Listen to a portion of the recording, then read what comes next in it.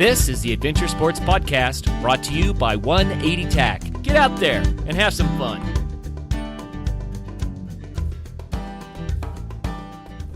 Hey everybody. To start out, if you were listening to Monday's episode and noticed a weird intro that was not the guest, I want to apologize for that. That was my fault, and we were able to fix it within the first few hours of Monday morning. But if that was your experience when you were listening to the show, I wanted to apologize and ensure that I'm going to do my best to make sure it doesn't happen again. But anyway, we want to say thank you to our supporters for the show. We survive off listener support. So if you would like to become a supporter of our show, you could go to patreon.com/adventuresportspodcast. Costs $5 a month, but you get access to an extra episode a week that has to do with building a life, building a business, or even building a side hustle that has to do with the outdoor industry. I know that a lot of our listeners would love to find a way to incorporate their passion for the outdoors into their existing careers or to build a career on the side. And this series is going to help you figure out how to do that. It might inspire you with some new ideas, but we're basically going to be listening to people who are currently doing it. And it's going to be really exciting. I encourage you to become a patron of the show so you have access to that. So thanks for listening. Now back to the show. Hello and welcome to the Adventure Sports Podcast. This is your host, Curt Linville. You know, we have a whole lot of new listeners that have joined up over the last several weeks, so I thought it might be timely to have a little discussion on why adventure sports. Why did we select the topic of adventure sports to make a podcast in the first place? You know, the Adventure Sports Podcast has a purpose. It's not just entertainment. It's not just a show. We decided to do a podcast on adventure sports intentionally, and I'd like to visit a little bit about that. So for you brand new listeners to this show, this is not going to be our standard format today. So normally we interview amazing adventure sports enthusiasts, but today it's just going to be me, and I'm going to be talking about the value of adventure sports, the value of adventure, the value of connecting with nature, and why the Adventure Sports Podcast even exists. I'd like to start out with a brief discussion about some of the comments that we recently received on iTunes. And by the way, we love it when you guys leave comments on iTunes. It helps us to know how we can improve the show, lets us know how we're doing, and it also helps us in our ranking on iTunes. You know, if we rank better, more people find the show, and man, the more the merrier. We're all about that. We love it. And, you know, we feel like our show has some real value that can help people's lives. So I like the idea of more people getting the message, being inspired, and having the opportunity to learn more about the adventure sport world. So I want to read a couple of recent comments, and one in particular I want to visit about. It's actually pretty cool, I think. So here's one that was by Day Tomorrow. Love, love, love, a great podcast with amazing stories. Keep them coming. Thanks. We appreciate that. Another one, absolutely the best adventure show available, full of great info and amazing stories, hosted by true outdoorsmen who love their craft. Wow. Again, thanks a lot. That was by Ryan A. Brown. You know, we got a lot of those sorts of comments. 5 stars, 5 stars, 5 stars, 5 stars. And we love it. You know, obviously, who wouldn't like to hear great things about something you work so hard on? But we do have some negative comments, and one in particular came in, and it really got me to thinking, and it's part of the reason why I wanted to do today's show. Why do we promote adventure sports? What is this really all about? So this one came in. Don't know if it was a guy or a gal by the name, but it just says, I cannot listen to this hipster rubbish, get a job. I cannot listen to this hipster rubbish, get a job. I appreciate that comment a lot, and it led me to do quite a bit of thinking about it. You know, adventure sports are actually controversial. Now, in our modern day, most people get it. You know, they like to watch X Games on TV, and people like to see racing and biking and this and that and the other, and it's entertainment, right? People kind of see that it would be fun to do something like that, but it's still controversial. And I say that because some people think that it just doesn't have any real value. I wanted to talk about that just a little bit up front, and then we're going to spend a lot more time on the different ways that adventure sports do provide real value in people's lives. But in response to this one comment, I was thinking, you know, what would be the right way to address that? Because I get it. I totally get it. Some people might think that adventure sports are just hedonism, that it's just people that are showing off and seeking their own pleasure, and what good is it to the world? I gave that some thought, and a few things came to mind, but one thing that came to mind is think about your favorite band. I mean, maybe it's a rock band or a country band or some other genre of music that you really, really enjoy. You go to a concert, and man, the people up on the stage, they give it 110%. They have to. They're trying to entertain you, provide you with a musical experience, make some memories, and it's to help you have a lot of fun, right? It's just entertainment. But who would go to their favorite band and say, "Why are you wasting your time on this? Why don't you get a job?" What is the value of the music? What's the value of the band? Well, the bottom line is it's entertainment. That is the value. And people up on the stage playing their instruments, singing their hearts out, they are there doing what they love to do, and they're doing it to entertain and to provide a life experience for their audience, for their listeners. We get that. And so, if the Adventure Sports podcast was only about entertainment and nothing else, then I think it would have a lot of value. And the reason I say that is just because people are looking for ways that they can kind of pass the time and be encouraged and be distracted from the daily grind. So I really think that there would be a ton of value if that's all that our show is about. But the Adventure Sports podcast is not all about just entertainment. Now, obviously, we seek to entertain. We want to do that. We want you to enjoy the show. We really, really do. But there's a lot more to it. Think for a moment about the, 25 to 30-something-year-old who's working the corporate job, and this person is noticing they're starting to get a little soft around the middle, and man, the 8 to 5 grind is just wearing them down. Lots of stress, and they're just starting to get that, am I really going to be doing this for the rest of my life? Sort of a question bouncing around in their head. I'm not knocking working at the corporate job. I'm not knocking, the cube farms and all that kind of stuff. They have their place and they have their purpose. But what I am saying is that this person, comes home from work and plops down in front of the boob tube and maybe pops a beer or two, and then it's back to work the next day. Goes on and on and on, and a couple of years later, they're even softer around the middle. And I hate to oversay this, but in the United States, we have a chronic issue with our health. The U.S. is not as healthy as other countries around the world, and we have huge challenges with obesity. We have huge challenges with diabetes, challenges with heart disease, cancer, and lots of different types of what I would label as stress-induced illnesses. Well, if this person continues down this path, keeps gaining weight, keeps being more and more lethargic, more and more sedentary, then eventually that's the direction that, he or she would be headed in. We're talking about obesity, we're talking about potentially diabetes, we're talking about heart disease, all of these things. But what if that person is inspired by one of our guests to try to get up and do something different, to shake it up a little bit, because life has become so routine, so mundane. Maybe it's something as simple as, I'm going to go grab a tarp and a cheap sleeping bag, and I'm going to hike into the woods this weekend and spend the night. And at the time when they're in the woods, it's a completely different experience. Might be kind of uncomfortable. It might be a good experience or a bad one, but the ground's hard, and maybe they got cold, maybe they got hot. They're swatting the bugs and trying to stay away from the mosquitoes, and you're kind of like, I don't know, what is this all about? But I guarantee you, the next week, when they're back in the cube, sitting in the office, they start remembering the experiences they had over the weekend. And they realize that was different. That was something special compared to the routine that I've been doing over and over and over for years now. And the memories begin to call to that person. Let's go do it again. Let's go bigger next time. And maybe next time it is bigger. Maybe they get a full-blown backpack and they get into backpacking and start doing longer trips. And maybe they start climbing mountains.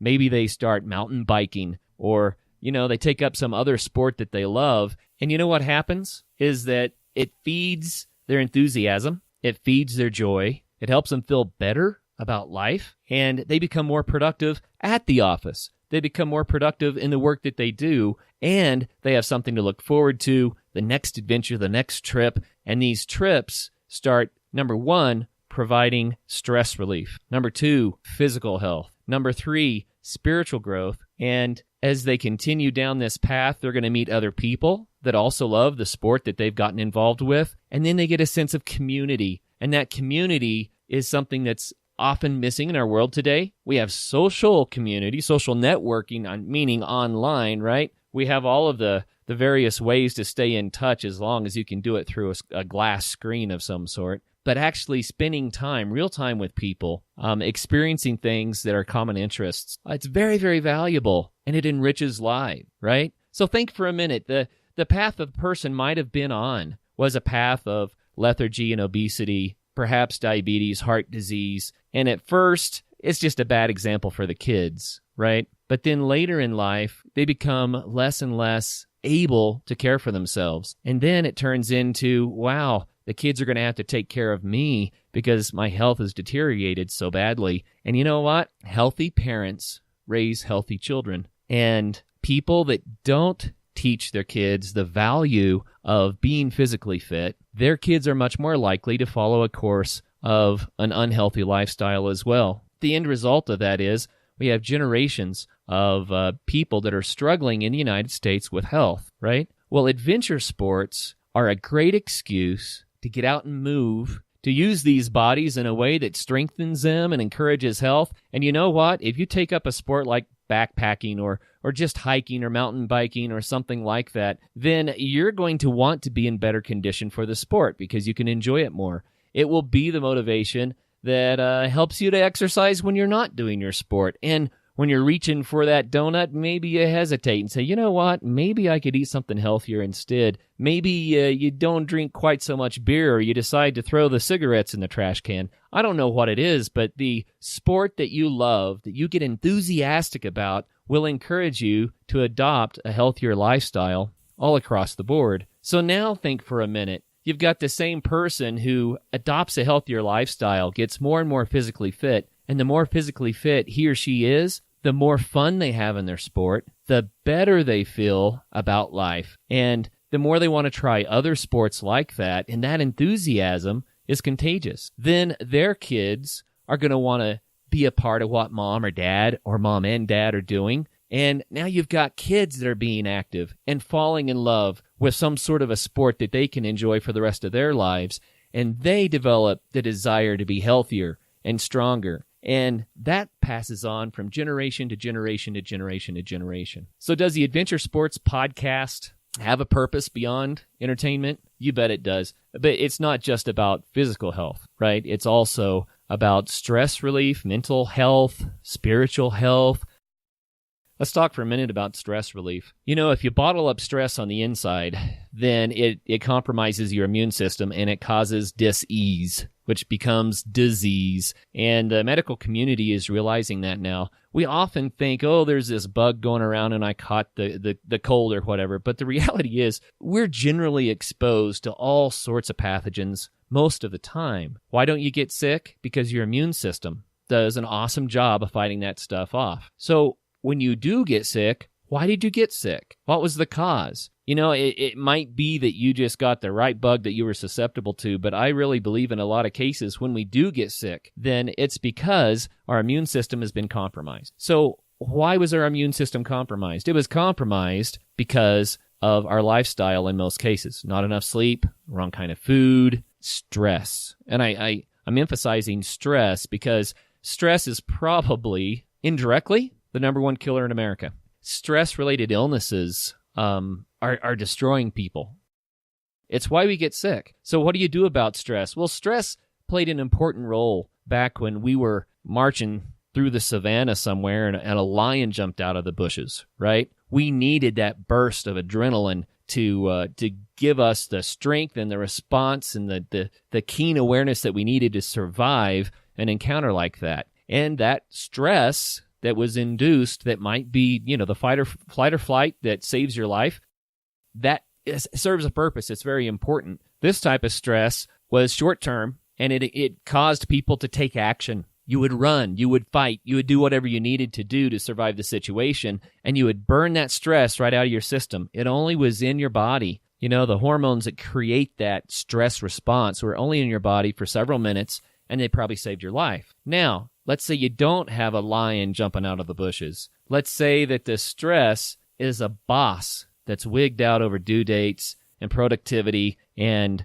constantly wearing on you, or it's just way too much work and too little time, or it's sitting in traffic waiting and waiting and waiting for the traffic to clear enough so you can go home and finally put your feet up. Whatever it is, that kind of low-grade, constant stress just builds up in us, and our bodies start to release those same stress hormones that were intended for fight or flight, that were intended to allow us to do something for a short period of time to survive a dangerous situation. But we, with this low-grade, long-term stress, don't tend to jump up and fight a lion or run away from it. Instead, it just stays in our body, and those stress hormones stay in our body, and that causes our immune system to be compromised. It causes our joy to be robbed. It makes our happiness go away. That long-term, low-grade stress is a silent killer, and it's just nefarious how it can destroy a life. Now, why am I bringing this up? Because adventure sports address that directly. When you go out and you do something you love to do, you're breathing fresh air, you're in a different set of surroundings than you're normally in, you're doing an activity that's fun and active, your body gets to work, your lungs get to breathe, your heart gets to pump, and those stress hormones go away. And when they do, joy starts to come back into your life. Not only that, but often you get endorphins that come along for the ride, and endorphins are healing and give you a sense of well-being. And so why not go do something you love to do? I mean, maybe you're just going to jump on your bike and ride around the block a few times. Go somewhere where you haven't been in a while. Take a hike through some open space. Look at all the different flowers and animals, the birds, the insects, or look at the sky and enjoy the sunshine as it shines down on you. The wind, as it blows through your hair, it just take your cares away. So that stress reduction is amazing for your health. And I think that in the United States, probably as much now as ever in the history of the U.S., people need a way to reduce stress, to burn off that energy, to get rid of those damaging stress hormones so that they can live lives that are healthier and more joyful. You think about it, when we were an agrarian society, people worked really, really hard every day for their food. And there was the stress of, are we going to have enough money? Are we going to have enough food to eat? Is the weather going to cooperate with our farming, etc.? But the hard work offset that stress, and it allowed people to be physically active and to burn off the stress and to enjoy being outside and all that sort of thing. Then during the Industrial Revolution, we were kind of robbed of that. And then as we became more of a communication society, and in our modern age, most people, when they work, they're pushing electrons around on some sort of a circuit board. You know, they're tapping the plastic keys. They're sitting in a cube that, I don't know, is about the size of the inside of a large automobile. That's their world. So tiny, so confined, and so far removed from nature. Isn't it time to go outside, kick off your shoes, and run barefooted through the sand or the grass? What about letting the mud squeeze up between your toes? Isn't it time to dive into that cold river and just feel it refresh your soul, and then to climb out on the bank and let the sun bake you dry again? Isn't it time for that? Time to feel the wind in your hair? To breathe? That's what the Adventure Sports Podcast is really about.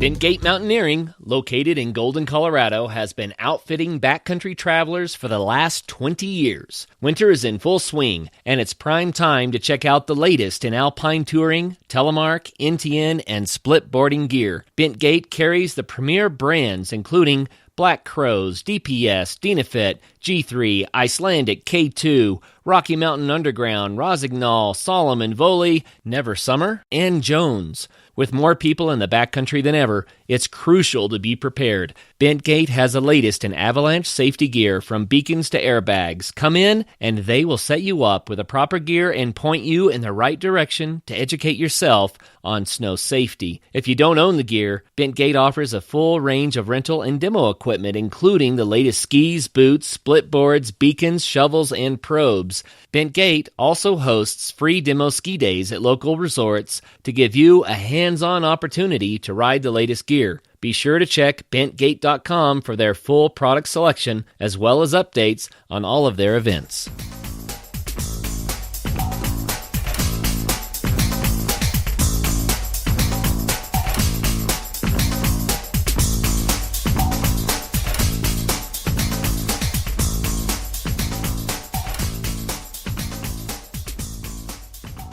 I was raised in a home that was really focused on productivity and hard work and especially helping others. But I was raised in a way that I guess it made me think about everything that we did in terms of, was I helping others enough? Was I being too selfish? You know, that's kind of a heavy load to put on a kid, and I'm not being critical because I think we do need to be more conscious about how the world lives and what our place in that world is, and how, as part of the whole human family, we can make wise decisions for everyone and make a difference on the planet. But let's set that to the side for just a second. You know, it was kind of a guilt trip because it made you stop and think, well, if I'm having fun, then am I somehow being wrong?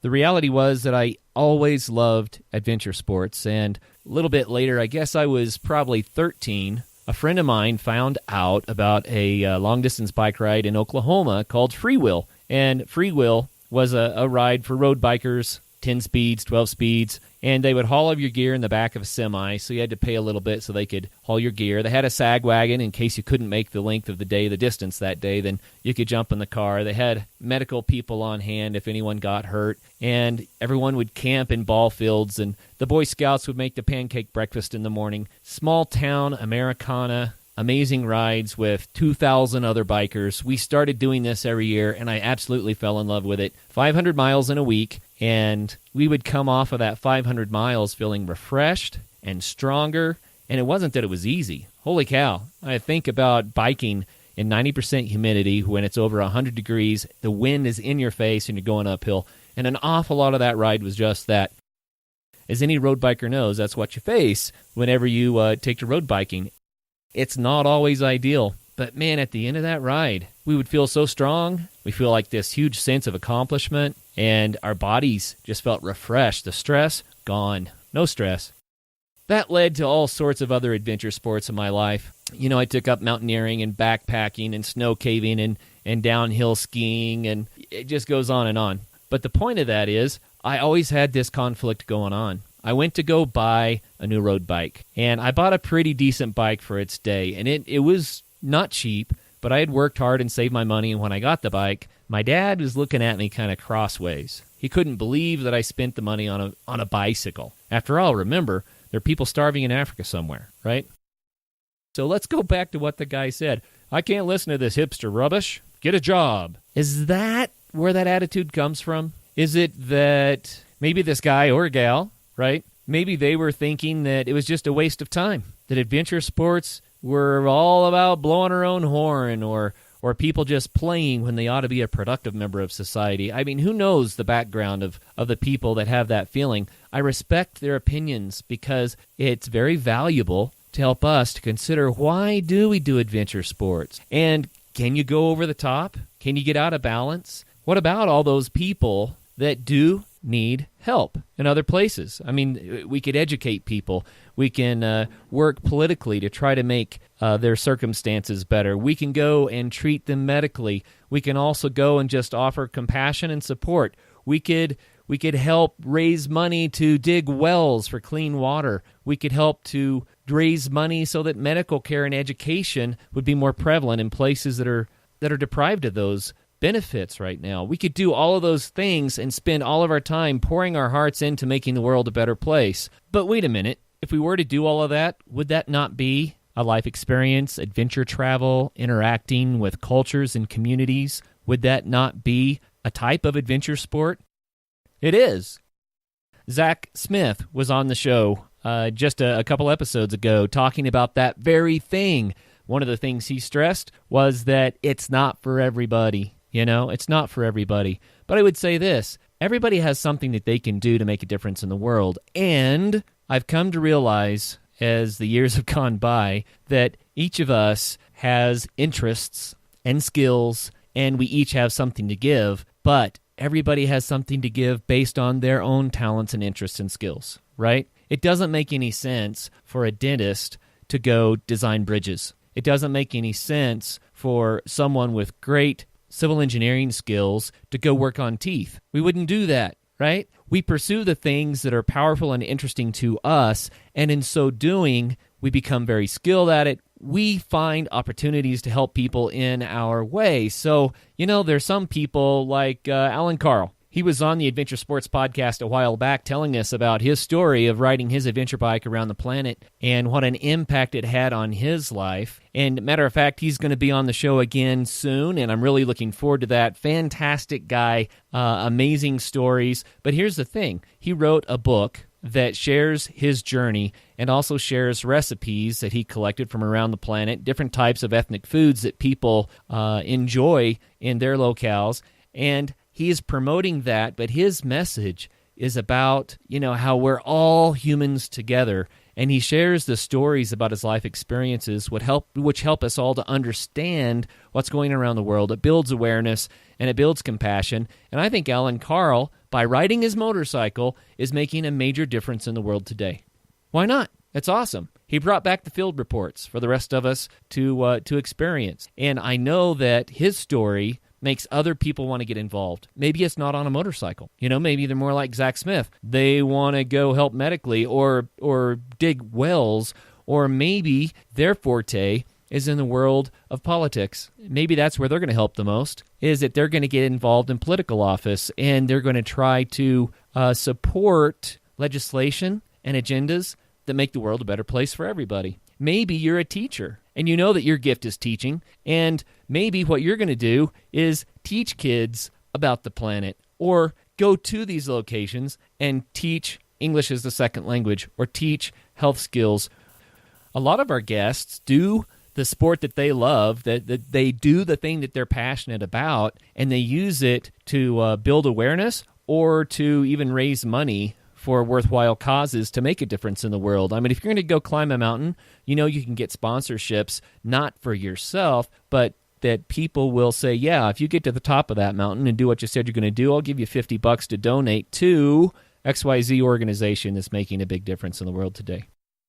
So a lot of people are using the notoriety that they've gained from their adventure sport, or just the fact that they're out doing these adventure sports to raise money and to be able to share information to make the world a better place. I think that's awesome, and I encourage everyone to think about creative ways that you can give back. When we get to go out and have fun doing an adventure sport that we love, right? When we get to go do that kind of stuff, it's really, really good for us. It's really good, like I mentioned, for families, and it's really good for the community that develops around that interest, that adventure sport. But you can always remember, you can make a bigger impact in the world if you want to by looking outside of the box a little bit and finding ways that doing your sport makes a difference for others. And I think that when we consider the bigger picture, then it helps us to find that balance. And I think the issue, this is kind of funny, but if you think about most people today, the balance is not that they're spending too much time on their adventure sport.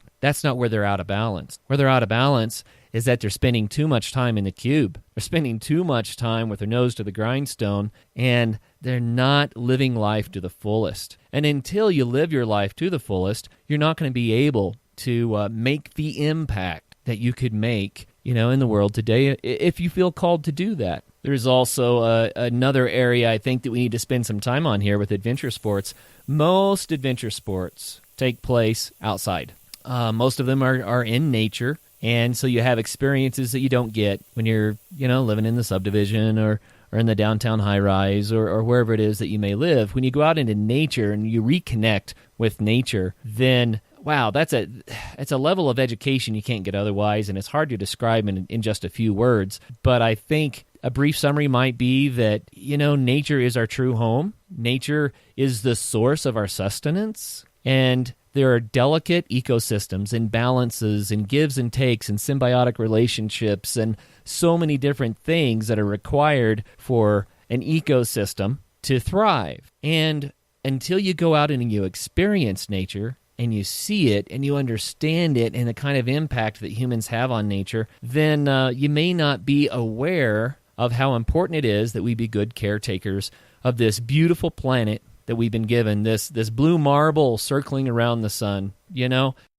We all know that the world is a much smaller place than it used to be.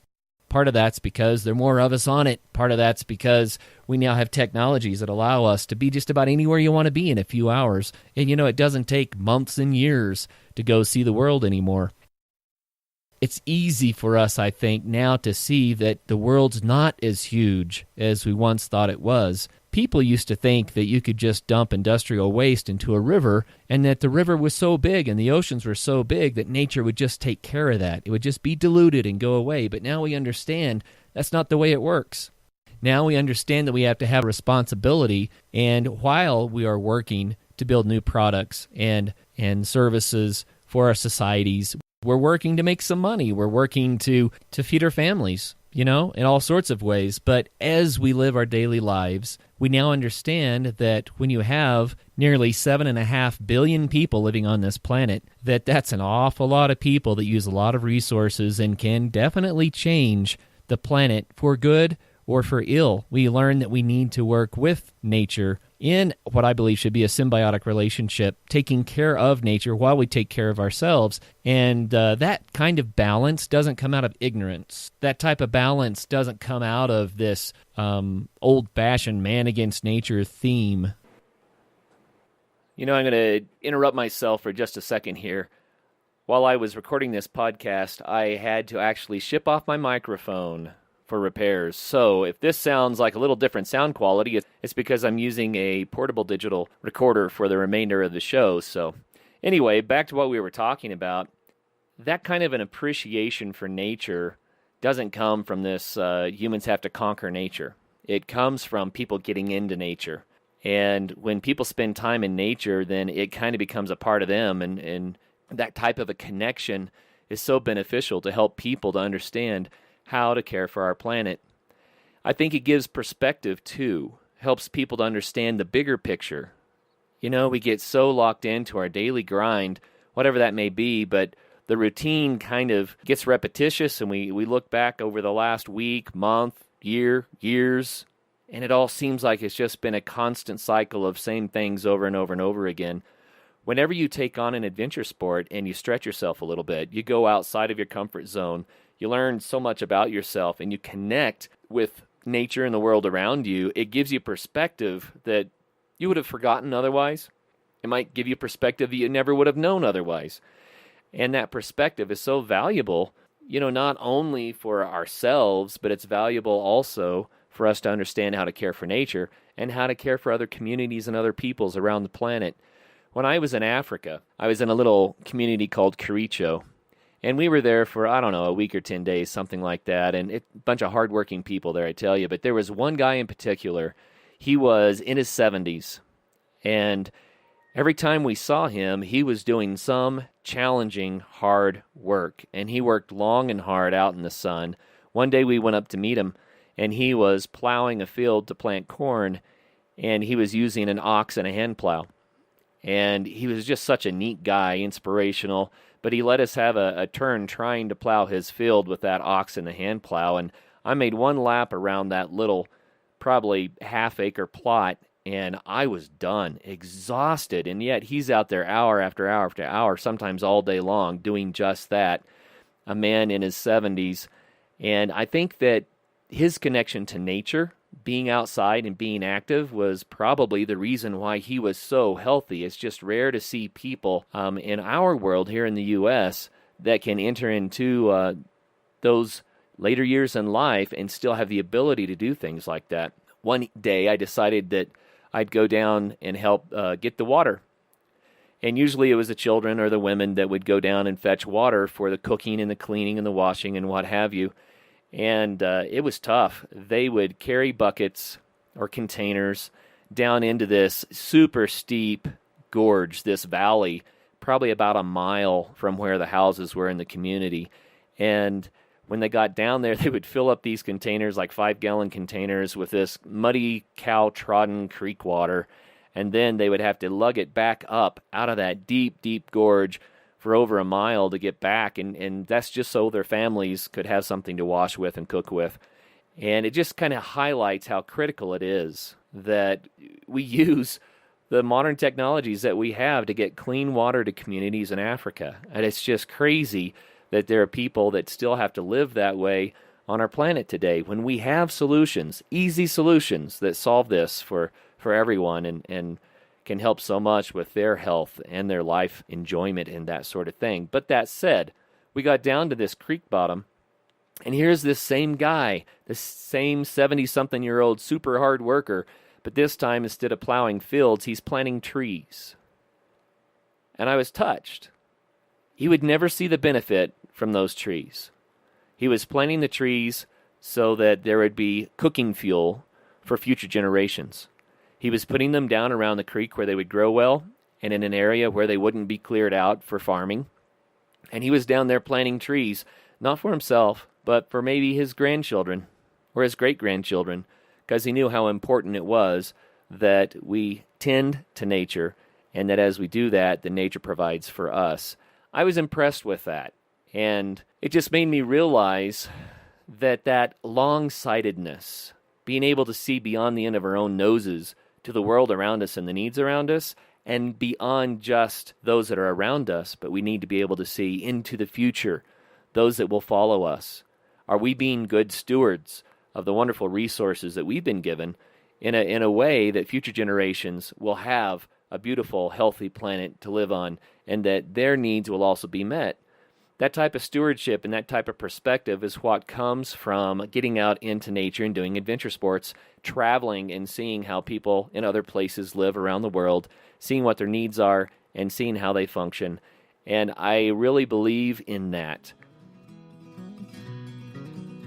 If you want to get into backpacking but you're not sure where to start, go check out campcrate.net.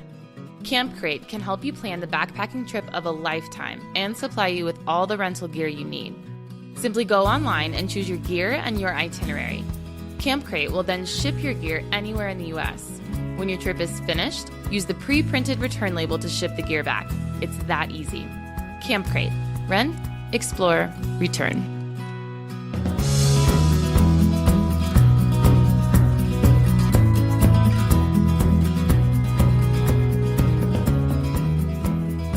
I already mentioned a couple of people that are doing so much good with their adventure sport. I mentioned Alan Carl and his cultural connections that he shares with us, Zach Smith, and how he's doing humanitarian work in Africa and other places.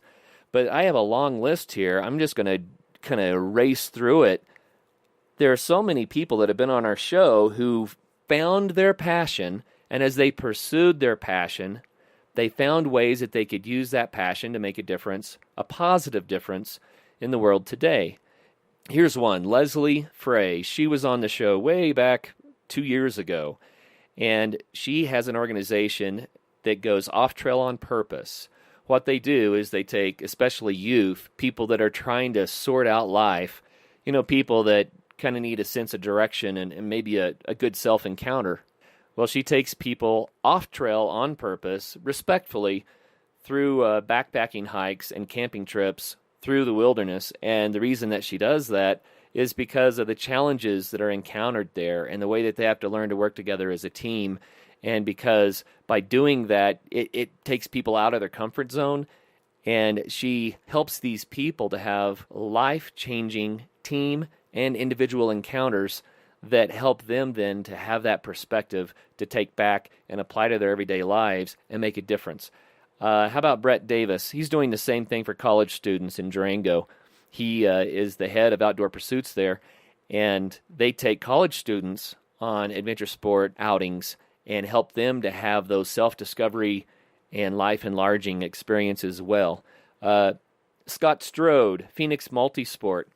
Scott's focus is to take people with substance abuse disorders and give them something to focus on and a new goal to pursue that helps them to overcome their addictions. Beautiful, beautiful success story here. Anyone that's been clean and sober for 48 hours is welcome to go on his events. He teaches mountaineering, rock climbing, other types of team sports, camping. He gets these people out and focused on a different way of living, and he's making a huge difference in the world. Dave Weens is a champion mountain bike racer who actually even beat Lance Armstrong in the Leadville 100 a couple of different times.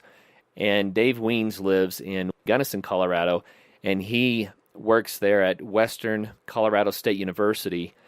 and is doing the same sorts of things as Brett Davis, except Dave Wiens, his programs are a little bit more competitive. He teaches students how to mountain bike race, how to ski mountaineering race, how to do endurance racing type events, and the students are getting huge benefits there at Western State. Joe Mobley. Joe has a YouTube channel, and he teaches self-reliance techniques and wilderness survival techniques on his YouTube channel, does product reviews and things like that, but he's helping people so that if they find themselves in a bind without all of the normal support that we get from our society today, that they know what to do. They know how to get by and survive and how to be successful, whether it's being lost in the wilderness or how to manage it when a storm comes through and takes your power out for 2 weeks. So Joe Mobley, I think, making a real difference in the world. Tom Smith with Summit Adventure, he takes people on mountaineering trips and various type of adventure sport trips so that they can have the same sorts of encounters where they can learn more about themselves. But he does something else that's really cool. He takes people on cultural immersion trips where they go to developing countries and plug into the local cultures there and see how other people live. And he's changing lives, story after story, of how people are so deeply impacted by the trips that they went on with him. That's Tom Smith with Summit Adventure. Here's Kate Rao. She is the founder and director of the Colorado High School Cycling League. She loves mountain biking, and she loves kids. And she's been working with those two things for many years. She set up the Colorado High School Cycling League and gave high school students all across Colorado and now in parts of Wyoming and New Mexico the opportunity to have an alternative to doing just a team sports. I mean, what do you do if you're not on the football team or the basketball team? If you're not in track, what do you do? Well, she gave people a new opportunity to connect with a sport that can be a lifelong benefit. And so these kids train with their coaches on mountain biking rides, and then they go to mountain biking races, such a positive, affirming atmosphere, community developing with the kids, and these kids falling in love with a sport that gives them reason to be healthy and to make wise life decisions. And it gives kids something to do. You know how some kids really need that something solid to hang on to in life. And so that's what Kate Rao is doing. Anna McNuff. Anna's such a fun person. She ran the length of New Zealand, both islands. She recently has been biking across South America. She goes on all sorts of amazing adventures and is encouraging other people to go out and do adventures too. But one of the things that she does is she connects with schools along the way when she's traveling, and she goes into, especially elementary schools, she holds assemblies, and she's a motivational speaker. She tells the kids that they can do anything they set their minds to. She shows them how they can go and do amazing feats and really helps them to understand that they're not stuck in a box. They can make decisions and pursue big dreams too. And I love what Anna McNuff is doing there. Kate Leeming, similar, does world adventures. One of her most recent goals is to bike across Antarctica, which is amazing, and she's been working toward that. She teaches kids in classrooms from the field via satellite link. So she teaches classroom lessons while she's adventuring around the planet to, again, inspire and encourage kids and to teach them science and about the ecosystems where she is. Really, really cool stuff. Brett Rhinesmith is a world explorer, mountaineer, and he donates his time by helping organizations that take youth into nature and teach outdoor skills. And he donates his time to do that because he feels like he has gained so much from his world travels and from his mountaineering and his connections with nature. And he wants to be able to share that love and that passion with kids and other people so that they too can have a more active, enlarged, adventurous life, right? How about Robin Benincasa? Robin Benincasa is an Eco-Challenge champion and did adventure races for years. She is a motivational speaker, and she started Project Athena, and Project Athena is so cool. She sets up mega event adventures like going rim to rim to rim, hiking on the Grand Canyon. And you would say, well, a lot of people could do that. What's the point? Well, her point is she's taking people that are cancer survivors, people that are trying to fight life-threatening illnesses, and she gives them these goals and says, we're going to not only get you well, you're going to be at the point where you're going to do things that you couldn't do before you were sick. And she's giving people a reason to set a lofty goal and to overcome the challenges of all sorts of life-threatening illnesses. That is Project Athena. Very, very cool. Greg Rawling was the coach for the U.S. cross-country ski team for the Paralympics, and he's worked with the Paralympic organization for many years, helping people to not only overcome a physical disability, but to even go to the Olympics and compete there. Awesome what he's doing with people to give them opportunity and purpose and joy in their lives. Leon Logothetis, he's the guy that motorcycled around the planet in a yellow motorcycle with a sidecar on the kindness of strangers. And he wasn't doing it to bum his way around the planet. He was doing it to make real connections with people. And as he found someone that had a need, that was making a real difference in their local community, then he would find a way to give back, to help build an orphanage or to find housing for a homeless man or various things. But as he traveled around the planet, people that helped him, he was able to then make a real major difference in their lives. Really, really cool. Brian Baker, another humanitarian guy, goes out and he has built orphanages. He found homes, gets sponsorship for the lost boys out of southern Sudan and gets them plugged into a house and a home where they can hopefully grow and make a difference in their world. One of his focuses has been to fight against the sex trade. So he rescues prostitutes and finds safe houses for them. Amazing stuff. He also goes into communities and he helps with health options. So around Africa, various countries around the world, developing nations where people really need the assistance and the help, that's where you'll find Brian Baker with his sleeves rolled up, working hard. How about Matt Feeney with Adaptive Adventures? Matt Feeney takes people with physical disabilities and challenges and teaches them how to do adventure sports in an adaptive way. So maybe someone that's paralyzed bikes by pedaling with their arms, or they can go rock climbing, or especially he loves skiing. He teaches people that they can ski no matter what their physical challenge might be, and he's giving people an opportunity to enjoy the freedom and the excitement of adventure sports after they've endured, huge physical challenges. When someone has some sort of a traumatic injury, it's a life-changing event, and boy, it can be hard to bounce back from that. But he takes these people and says, no, look, you can still do all this great stuff. You can even do it better than before. And so that's Matt Feeney with Adaptive Adventures.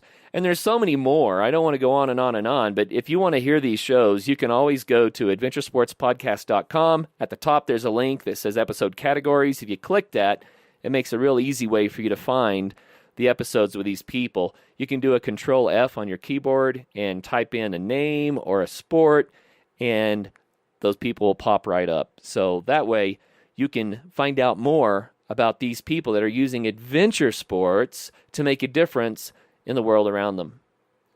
If you go out and you pursue your passion, whatever it is, it may not even be adventure sports, but go pursue your passion, you'll find ways through that passion to not only care for yourself and your family, but to make a positive difference in the world.